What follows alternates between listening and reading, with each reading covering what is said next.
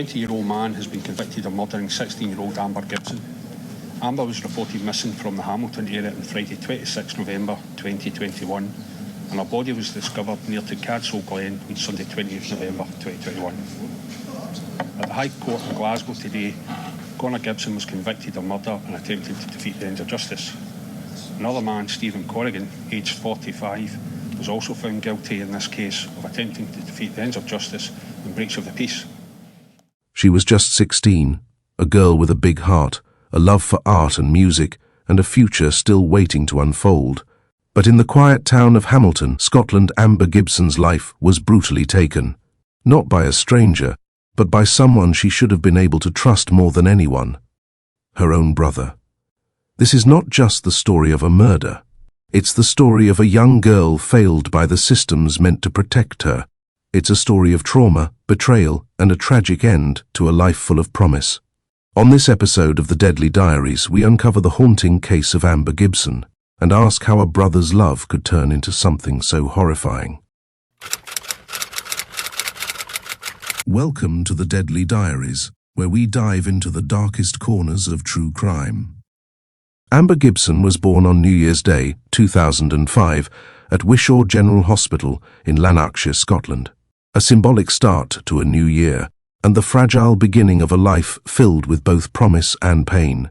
She was the younger of two siblings. Her brother, Connor Gibson, was 2 years older, and together they would face a childhood marked by violence, fear, and survival.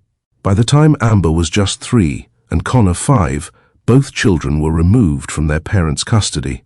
The home they came from was not one of comfort, but one of chaos, a place scarred by domestic abuse, instability, and danger. Their biological father, Peter Gibson, regularly assaulted their mother, Anne-Marie Adams. Years later, the full extent of his crimes came to light. Peter Gibson was convicted of sexually assaulting 2 young boys and of assaulting and raping a woman. These offences took place between 2001 and 2008, the very years during which Amber and Connor were in his care. He was sentenced in April 2023. His conviction added disturbing context to the siblings' early trauma. At just 3 years old, Amber Gibson was placed into the care of Craig and Carol Niven in the quiet town of Larkhall. Her older brother Connor, just 5 at the time, came with her. For the first time in their young lives, the siblings found themselves in a stable, loving home. The Nivens offered warmth, security, and perhaps a second chance at childhood. When they arrived, Connor reportedly said, "We are safe now." For a while, it seemed they were. But as Amber entered her teenage years, the fragile peace began to unravel. By the age of 14, her placement with the Nivens broke down. Behind closed doors, tensions between Amber and Connor had escalated. Their foster father later admitted the two were not a good mix, and that it was no longer safe for them to live together. Amber was moved out, placed into Hill House Children's Unit in Hamilton, a residential care facility. Connor remained with the Nivens until he turned 18. Despite these challenges, Amber remained a warm, caring, and creative teenager. She was passionate about art and singing, and those who knew her described her as supportive, loving, and full of potential, a resilient spirit shaped by a life of early adversity. It was a typical Saturday night in Hamilton, Scotland, a night filled with the usual teenage hopes and plans. Amber Gibson, just 16 years old, was last seen in the Cadzow Street area of Hamilton shortly before 10 p.m. on Friday, November 26. She had arranged to meet her older brother, Connor, and the two shared a brief moment of connection, a photo taken together, a fleeting smile. But as the night went on, Amber failed to return home or contact worried loved ones. Her sudden absence alarmed those who cared for her, and she was reported missing to police. A desperate search began, but the answers would come too late. What happened that night would shock a community and reveal a chilling truth hiding in plain sight. As hours turned into days, the search for Amber Gibson grew desperate. Police, family, and the local community scoured Hamilton, from busy streets to quiet corners, hoping for any sign of the missing teenager. But the hope for her safe return was shattered on November 29th, when Amber's body was discovered in a wooded area near Strathaven, just miles from where she was last seen. The news sent shockwaves through the community. Questions swirled. Who could do this? How did a girl, once described as warm and full of potential, meet such a tragic fate? Suspicion quickly turned inward, focusing on those closest to Amber, her family, her foster carers, and, most notably, her brother Connor. What began as a heartbreaking search for a missing girl was now a grim investigation into a chilling crime that would expose painful truths and betrayals. Connor, who had been present on the night Amber disappeared, became a central figure in the investigation. Authorities scrutinized his movements, his relationship with Amber, and the volatile history that shadowed their childhood. As detectives pieced together the timeline and gathered evidence, a chilling picture emerged, one of betrayal, violence, and a twisted family tragedy. November 26, 2021, a cold Friday evening in the town of Hamilton, Scotland. Amber Gibson, just 16 years old, was living at the Hill House Children's Unit. Her older brother, Connor Gibson, 18, was staying nearby at the Blue Triangle Homeless Hostel. That day, staff at Hill House were uneasy. Connor had called to speak to Amber, and the request raised red flags. Care home manager Ian Curry remembered warning her not to go.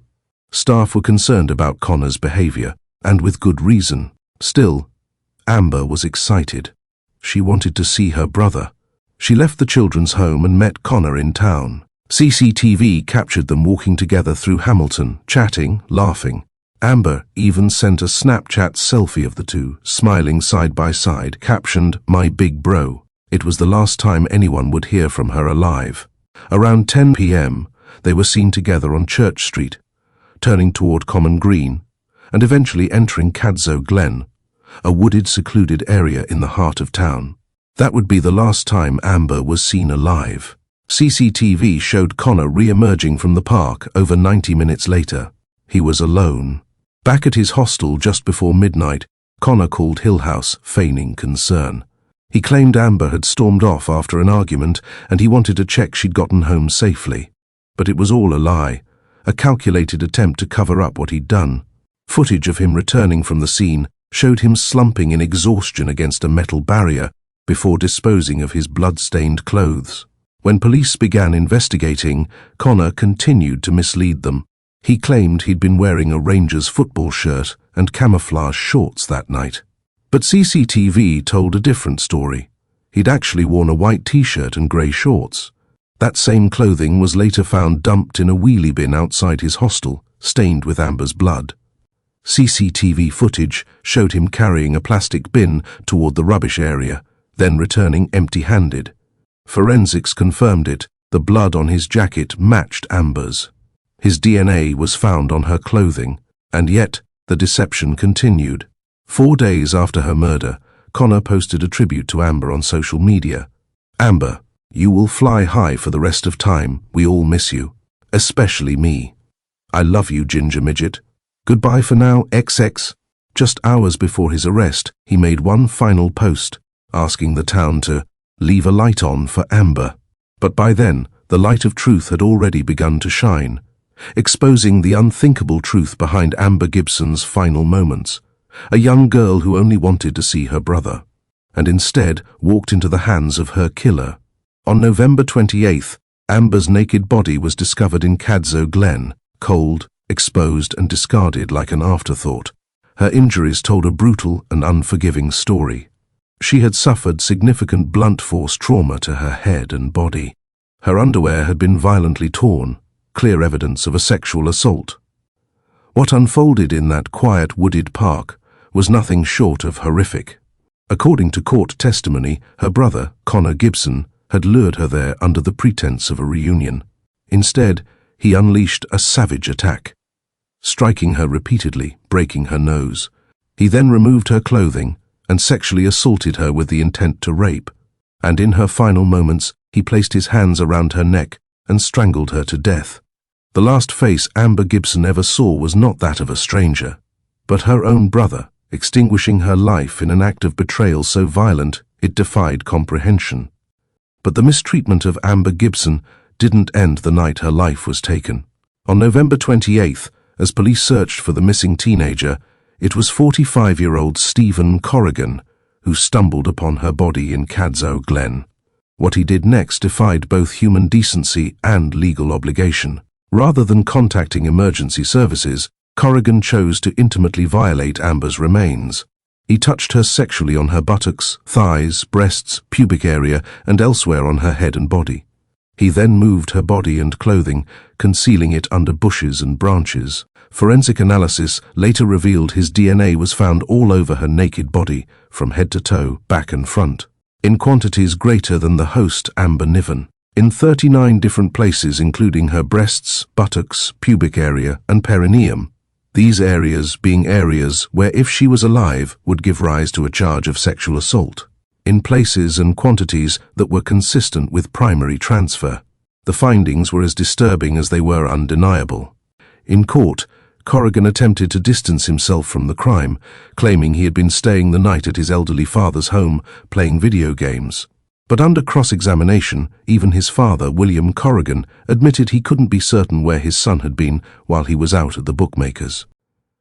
Stephen Corrigan's despicable conduct, concealing Amber's body beneath bushes and branches, not only delayed the heartbreaking discovery of her remains, but also threatened to destroy crucial evidence. This reckless act significantly hindered the police investigation, delaying justice and obstructing the pursuit to hold Connor Gibson accountable for Amber's murder. What should have been a moment of dignity and justice for Amber was instead marred by a second act of violation, deepening the tragedy and compounding the grief of a community already struggling to comprehend how such horror could unfold so close to home. After a 13-day trial, on September 4, 2023, at the High Court in Livingston, justice was finally delivered. Lord Mulholland sentenced Connor Gibson to life imprisonment for the sexual assault and murder of his sister, Amber Niven. The court set a minimum custodial term of 22 years, reflecting the horrific nature of the crimes. This means Connor must serve at least 22 years before he can even be considered for parole, and only if he is deemed no longer a risk to the public. Stephen Corrigan was also held accountable for his appalling actions. He received a prison sentence of 9 years for sexual assault and attempting to defeat the ends of justice. His conviction highlighted the cruel violation Amber suffered even after death, and the deliberate attempts to obstruct the investigation. During the trial for Amber Gibson's murder, disturbing new details about her past emerged. It was revealed that Amber, 16, had been subjected to another horrific assault earlier in 2021, just 5 months before she was murdered by her brother. Jamie Stars, aged 20, was found guilty of sexually assaulting and raping Amber while she was asleep or unconscious at a property in Bothwell that June. The High Court in Lanark convicted Stars in July, and just days later, he was sentenced to 10.5 years in prison, a grim reminder of the multiple dangers Amber faced in her short life. Amber Gibson was more than the tragedy that ended her life. She was a young girl full of dreams, creativity, and a resilient spirit shaped by hardship. Despite the darkness she endured, those who knew her remember a warm, caring soul who loved art, music, and life itself. Her story is a painful reminder of the vulnerabilities many young people face, and the urgent need for stronger protections within the care system. While justice has been served, Amber's absence leaves a void that can never be filled. In remembering Amber, we honor her life and the light she brought to those around her, a light that will continue to inspire the fight to protect other children from suffering similar fates. Thank you for joining us on this episode of The Deadly Diaries. Don't forget to subscribe, like, and share to stay connected with stories that matter. And remember, if you or someone you know is in danger, please seek help. Until next time, stay safe, stay vigilant, and never stop asking why.